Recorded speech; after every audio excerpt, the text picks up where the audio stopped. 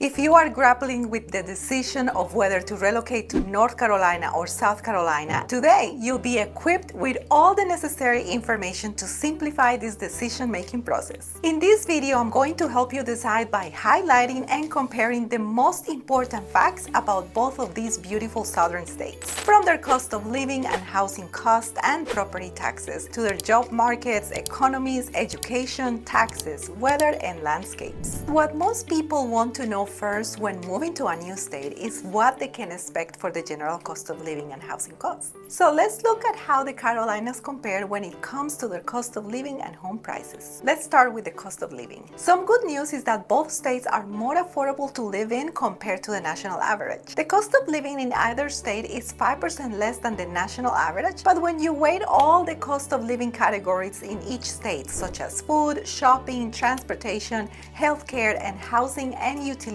South Carolina is the clear winner. According to MyLifeElsewhere.com, South Carolina is 4.9% cheaper to live in than North Carolina. And when you compare the cost of living in the larger metropolitan areas of Columbia and Charlotte, Columbia, South Carolina is actually 15.2% cheaper to live in according to bestplaces.net. So how do the housing costs compare in these two states? While housing costs are typically higher in larger urban areas and can vary depending on which city or even neighborhood you live in either state, if you compare statewide averages, housing costs are much lower in South Carolina. The median home cost is the biggest factor in the cost of living difference for these states, with the median home cost being about 40% less in Columbia according to bestplaces.net. The typical home value statewide since August of 2023 for South Carolina is lowered at about $293,000, while North Carolina's typical home value is about $328,000. So that's a difference of about $35,000. If we compare the median home price for each of the capitals, we find that Columbia had a median home price in the month of April of this year of $270,000, while for the same month was $432,000. But besides knowing what to expect for home prices, it's helpful to know how to budget for property taxes. Did you know that South Carolina has some of the lowest property tax rates of any state in the country? The average effective property tax rate in South Carolina is just 0.56%, which is well below the national average of 0.99%. This means the median annual property tax payment is $980, which is lower than in most states. Of course, individual property tax payments will vary and depend on other factors like your specific location. North Carolina's property tax rates are also relatively low in comparison to other states. The average effective property tax rate in North Carolina is 0.70%, which compares favorably to the 0.99% national average. This means the median annual property tax payment in North Carolina is $1,961. So South Carolina's property tax rate and annual payment are quite a bit lower on average. Another important factor to know when moving to a new area is how the job market and economy are doing. Well, I have good news. Both states have fairly strong economies and job markets that are steadily on the rise. According to the North Carolina State University website, since 1997, annual economic production rose 46% in North Carolina and 32% in South Carolina. Per capita income is also about $3,000 higher in North Carolina than in South Carolina. However, both states have increased their job numbers by 16.5% since the late 90s. But the unemployment rate in North Carolina is slightly higher at 3.5% compared to 3.1% in South Carolina. However, both rates for both states are still lower than the current national average of 3.9%. Although both states have growing job markets and economies, their economies depend on some similar but also different industries. North Carolina has several key business sectors. It relies on including aerospace and defense, food processing and manufacturing, the automotive industry, furniture,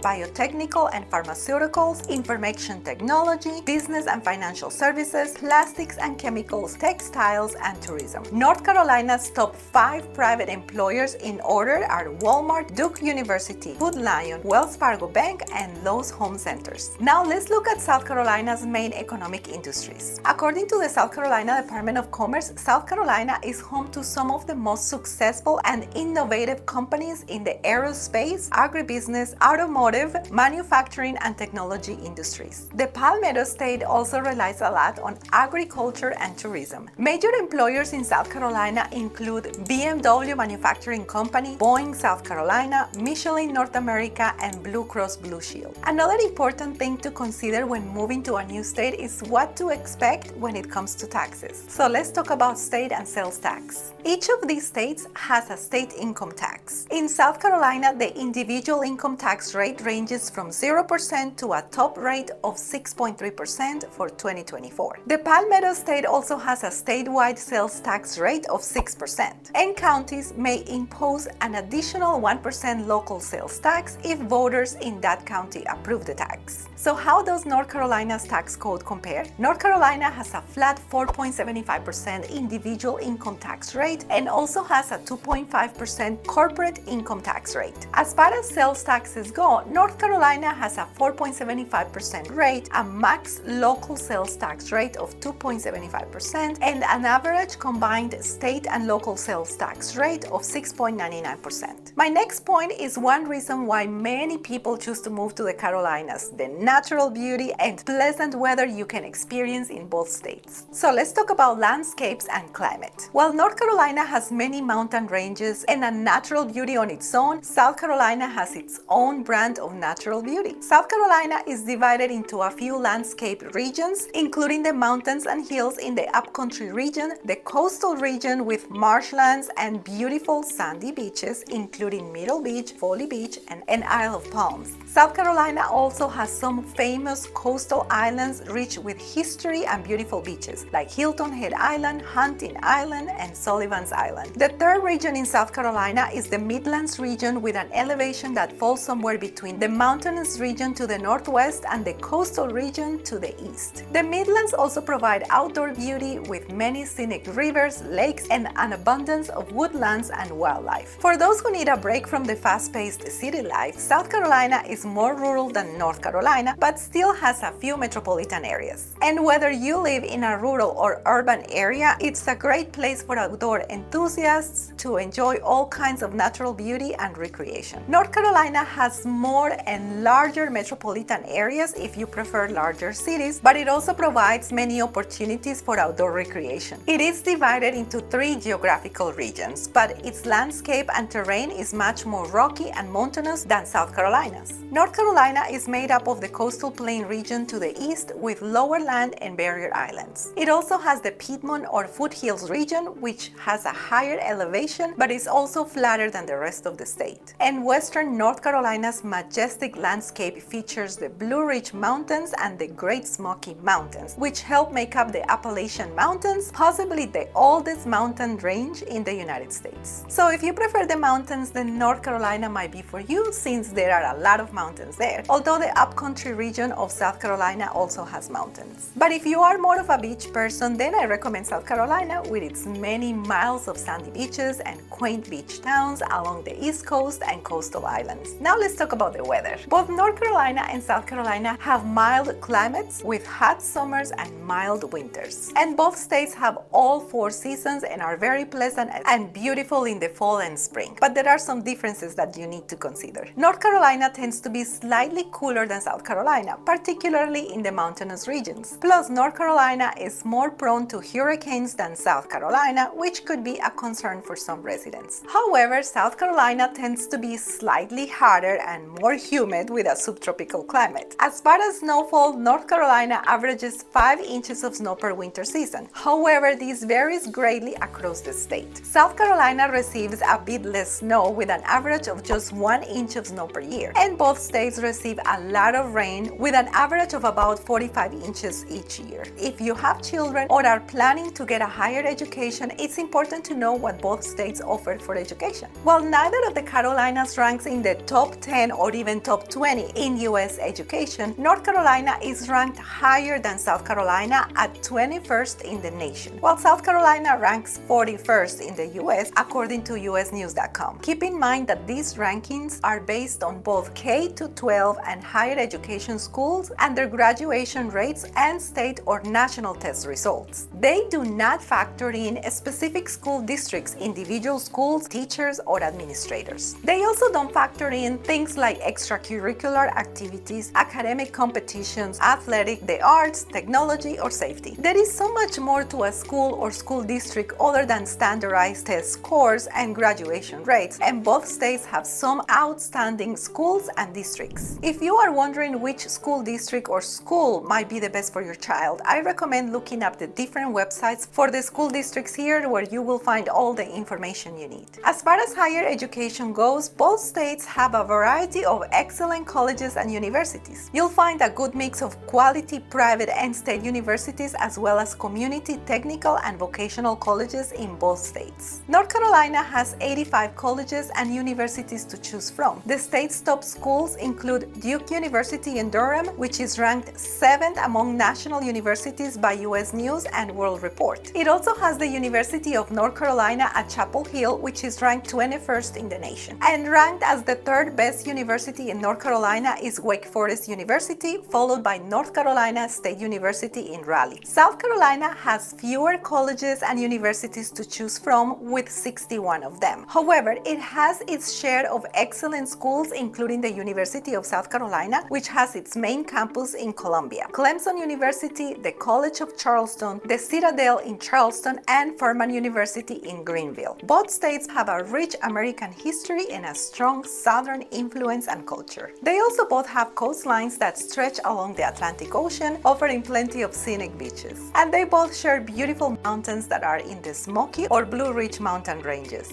Each state also has an abundance of wildlife, state and national parks and lakes, and outdoor recreation opportunities. An afternoon drive through either of these states can be breathtakingly beautiful, especially in the spring or fall. And both Carolinas have strong job markets, although their economies rely on some similar but also some different industries. So which state is my favorite? Well, South Carolina is definitely my favorite, and of course I'm biased. I live in South Carolina and absolutely love it for its natural beauty, pleasant weather, warm, friendly people, and lower cost of living. So now that you have all of this information, which state do you prefer? Let me know in the comments. Thank you for watching, and I'll see you next week.